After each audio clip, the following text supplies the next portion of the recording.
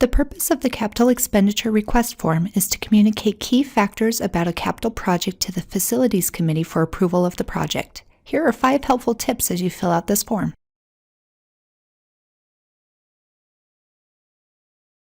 If you want to save the form, you first need to download it.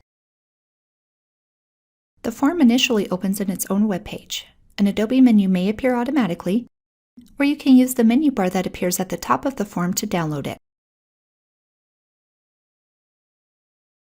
I'll save it to my desktop for now so I can find it easily.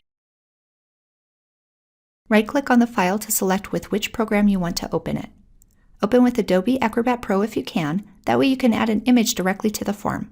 Otherwise, open with Adobe Reader. Now you have the option to save your form.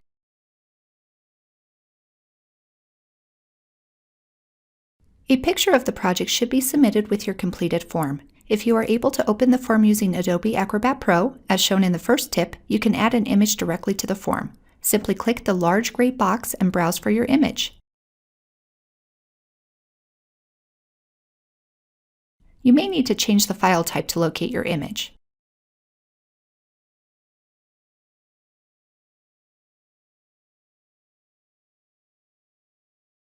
If you don't have Adobe Acrobat Pro, that's okay. You can submit a printed image along with your signed form.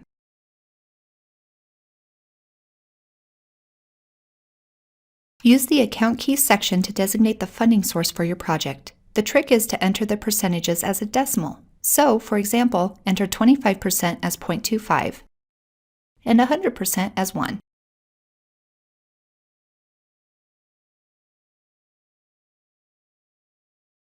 The Account Keys section has enough space to split funding between 5 account keys. But what if you have more than 5 account keys?